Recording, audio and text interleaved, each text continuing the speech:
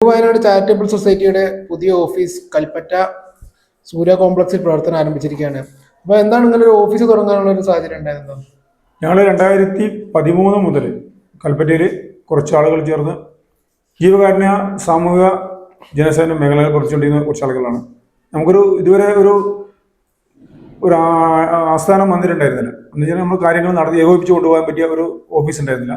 അപ്പോൾ 2024 new Wayanad charitable society എന്ന പേരിൽ ഈ സംഘടന രൂപീകരിച്ച് പ്രവർത്തിച്ചുകൊണ്ടിരുന്നത്. ഇതുവരെ ഞങ്ങൾ പല സ്ഥലത്ത് പല വീടുകളിലും നമ്മളെ മെമ്പർമാരുടെ വീടുകളിലും മറ്റേ ഓഫീസിൽ കാര്യങ്ങളൊക്കെ ചെയ്തുകൊണ്ടിരുന്നത്.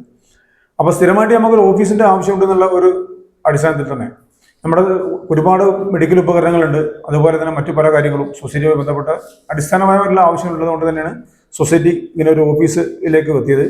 അപ്പം കൽപ്പറ്റ ടൗണിൻ്റെ ഹൃദയഭാഗത്ത് നമ്മളെ കൽപ്പറ്റ കോപ്പറേറ്റീവ് ബാങ്കിൻ്റെ പുറകുവശമുള്ള സൂര്യ ആർക്കേഡിലാണ് നമ്മൾ ഈ ഓഫീസ് ലഭിച്ചിട്ടുള്ളത്. അപ്പം ഈ കഴിഞ്ഞ 15/2/2026 ബഹുമാനപ്പെട്ട കൽപ്പറ്റ മുനിസിപ്പൽ ചെയർമാൻ ശ്രീ പി വിശ്വനാഥൻ അവറുകളാണ് ഈ ഓഫീസ് ഉദ്ഘാടനം ചെയ്തത്. ഇതുകൊണ്ട് തന്നെ നമ്മുടെ സൊസൈറ്റിയുമായി ബന്ധപ്പെട്ട വരുന്ന ആളുകൾക്ക് എത്രയും പെട്ടെന്ന് എത്തിപ്പെടാനും അതുപോലെ തന്നെ അവരുടെ എല്ലാ കാര്യങ്ങൾ ഘട്ടം ഘട്ടമായി അതായത് സമയബന്ധിതമായി നടത്തി കൊടുക്കാനും ഈ ഓഫീസ് കൊണ്ട് ഞങ്ങൾക്ക് സാധിക്കും. ഒരു ചാരിറ്റബിൾ സൊസൈറ്റി എന്ന നിലയിൽ എന്തെല്ലാം പദ്ധതികളാണ് നിങ്ങൾ നിലവിൽ നടപ്പിലാക്കി പോരുന്നത്? ന്യൂ വയനാട് ചാരിറ്റബിൾ സൊസൈറ്റി എന്ന പേരിൽ ഈ സൊസൈറ്റി രൂപീകരിച്ചതിന് ശേഷം കൈത്താങ്ങി എന്ന പേരിലൊരു പദ്ധതി ആദ്യമായി ഞങ്ങൾ സ്റ്റാർട്ട് ചെയ്തു. അത് 2024 മുണ്ടക്കൈ ചൂരമല ഉരുൾപൊട്ടൽ ദുരന്തത്തിൽപ്പെട്ട 8 കുടുംബങ്ങളെ ഏറ്റെടുത്തുകൊണ്ട് കാനഡയിലുള്ള ഒരു മലയാളി സുഹൃത്തുക്കളുമായി ചേർന്നുകൊണ്ട് അവർക്ക് ആവശ്യമായ സാമ്പത്തിക സഹായം കൊണ്ടാണ് ഞങ്ങൾ ഈ സൊസൈറ്റിയുടെ ഈ ന്യൂ വയനാട് ചാരിറ്റബിൾ സൊസൈറ്റി തുടക്കത്തിൽ ചെയ്തത്. ആ കൈത്താങ്ങ് പദ്ധതിയിൽ 8 കുടുംബത്തിന് ഞങ്ങൾ സാമ്പത്തിക സഹായം ചെയ്യുകയുണ്ടായി. അതേസമയം തന്നെ ഞങ്ങൾക്ക് സ്നേഹഭവനം എന്ന പേരിൽ പാനൂരിലുള്ള MES പബ്ലിക് സ്കൂള് നമ്മളുമായി ബന്ധപ്പെട്ട് അവർക്കൊരു ഈ ചൂരമല ദുരിതത്തിൽപ്പെട്ട കുടുംബത്തിനെ സഹായിക്കുന്ന ഒരു വീടുണ്ടാക്കി കൊടുക്കാൻ തീരുമാനിച്ചിട്ടുണ്ടെന്നും അത് സൊസൈറ്റി ഏറ്റെടുത്ത് നടത്തണമെന്ന് പറഞ്ഞതിന്റെ അടിസ്ഥാനത്തിൽ മേപ്പാടി ഗ്രാമപഞ്ചായത്തിൽ ചമ്പോത്തറ എന്ന സ്ഥലത്ത് 17 ലക്ഷം രൂപ മുടക്കിയിട്ട് ഒരു വീടുണ്ടാക്കി കൊടുത്തു സൊസൈറ്റി. അതിന് നേതൃത്വം വഹിക്കാനും അത് ഭംഗിയായിട്ട് 3 മാസം കൊണ്ട് തന്നെ ആ പണി പൂർത്തീകരിച്ച് ആ കുടുംബത്തിനായി താമസിപ്പിക്കാൻ സൊസൈറ്റി സാധിച്ചിട്ടുണ്ട്.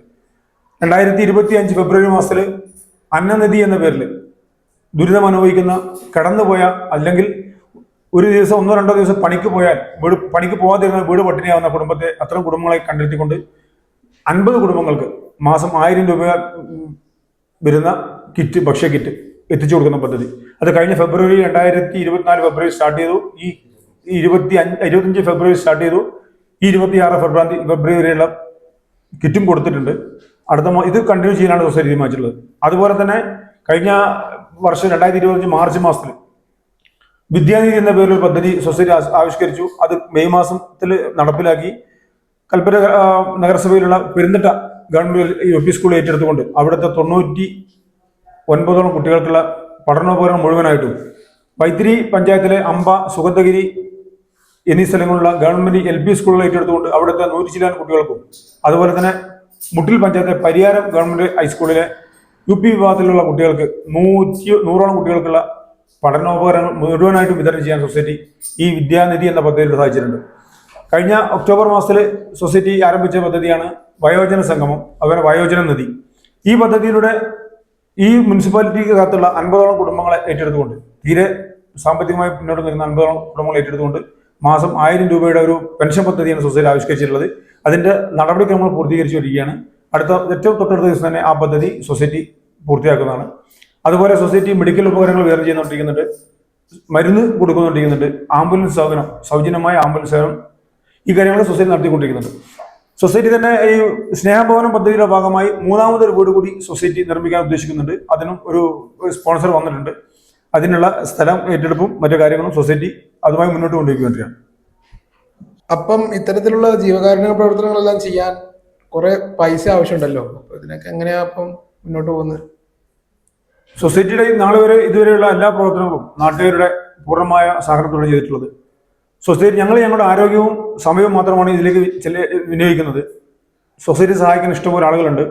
സൊസൈറ്റിയുടെ പ്രവർത്തനം പുറത്തുനിന്ന് വിലയിരുത്തിക്കൊണ്ട് സൊസൈറ്റി ചെയ്യുന്ന പ്രവർത്തനങ്ങൾ നേരായ വഴിയിലാണ് പോകുന്നത് എന്നുള്ള ഉത്തമ ബോധ്യത്തിന്റെ അടിസ്ഥാനത്തിലാണ് നാട്ടുകാരൊക്കെ സൊസൈറ്റി സഹായിക്കുന്നത്.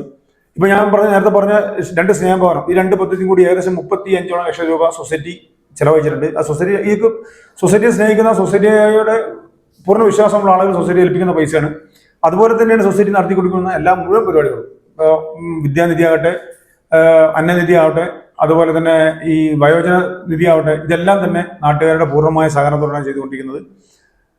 ഈ തുടർന്നും സൊസൈറ്റിക്ക് ഇത്തരം പദ്ധതികൾ ഓരോ വർഷവും 1, 2, 3 പദ്ധതികൾ അങ്ങനെ വെച്ചിട്ടാണ് സൊസൈറ്റി മുന്നോട്ട് പോകാൻ ഉദ്ദേശിക്കുന്നത്. ഈ പദ്ധതികൾക്കൊക്കെ തന്നെ ഞങ്ങൾ നാട്ടുകാരെ തന്നെ സമീപിക്കാൻ പോകുന്നത്. നിലവിൽ സഹായിച്ചുകൊണ്ടിരിക്കുന്നവരും പുതുതായി സൊസൈറ്റിയെ സഹായിക്കാൻ സന്നദ്ധരായ ഒരുപാട് ആളുകളുണ്ട്.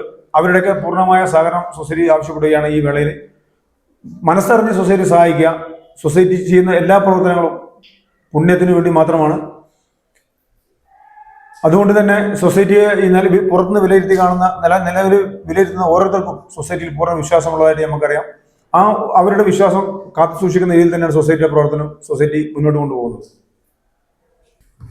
എന്തെല്ലാം കാര്യങ്ങൾ അടിസ്ഥാനപ്പെടുത്തിയാണ് ഈ സഹായം നൽകാനുള്ള ഗുണഭോക്താക്കളെ നിങ്ങൾ സൊസൈറ്റി എന്ന രീതിയിൽ തിരഞ്ഞെടുക്കുന്നത്?